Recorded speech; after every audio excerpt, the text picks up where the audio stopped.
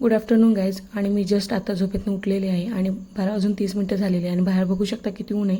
पण मला ऑफिसला जायला खूप लेट झालं म्हणून मी पटापट ब्रश केला आणि त्याच्यानंतर तोंड धुवून घेतलं. आणि काल तुळशीबागेत आणि FC रोडला मी खूप शॉपिंग केली होती.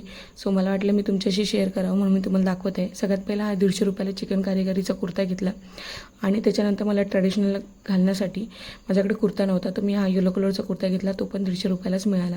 300 रुपयाला 2 असे कुर्ते होते. हा टॉपसुद्धा मी FC रोडला घेतला 150 रुपयाला. त्याच्यानंतर प्रिशासाठी मी 2 फ्रॉक घेतले. 150 रुपयाला 2 होते असे मी ते फ्रॉक घेतले. खूप छान कलरचे होते आणि खूप मस्त पण होते, कॉटनचे होते. सो मी तिच्यासाठी घेतले. त्याच्यानंतर मला ऑफिसला जायला खूप लेट होत होतं म्हणून मी पटापट टिफिनची तयारी केली. रात्री चवळी भिजायला घातली होती आणि मग मी ते धुवून कुकरला लावली. तर म्हटलं कुकरला लावून 2-3 शिट्ट्या करून घेते आणि शिट्टी झाली की मग चवळीला फोडणी देऊ.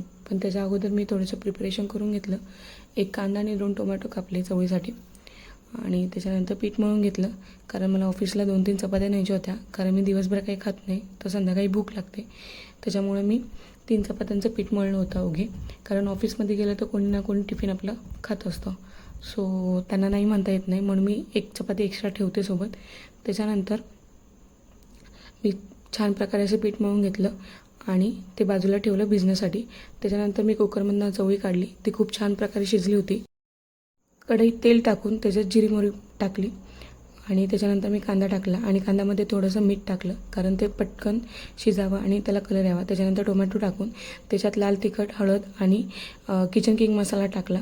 त्याच्यानंतर शिजलेली चवळी टाकली आणि तिला परतून घेतली चांगली. त्याच्यानंतर चपाती केली. 2-3 चपात्या केल्या ऑफिसला जाण्यासाठी. मस्त असे छान गोल चपाती झाली होती माझ्याकडनं. तशी मला चपाती येतेच, असं काही नाही मला येत नाही म्हणून. पण मी तुम्हाला दाखवते करून बघा की मी चपाती करते की नाही. कारण मला येते, मला स्वयंपाक पूर्ण येतो, असं नाही की मला येत नाही. 7वीपासून स्वयंपाक करते मी. त्यानंतर तुम्ही पाहू शकता मी चपाती तव्यावर टाकली आणि उद्याची प्रिपरेशन करण्यासाठी मी डिसाईड केलं तर उद्याचा मेनू की मला उद्या टिफिनला मटकी न्यायची म्हणून मी तिला भिजत घालणार होते.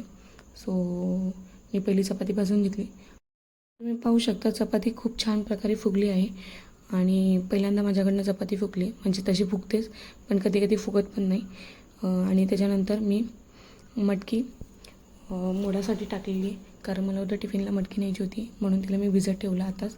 आणि मी नंतर टिफिन पॅक करायची सुरुवात केली कारण मला ऑफिसला जायला ऑलरेडी खूप लेट झालं होतं आणि मी टायमिंगवरती निघते. सो मी 3 चपात्या आणि चवळीची भाजी टिफिनला घेतली.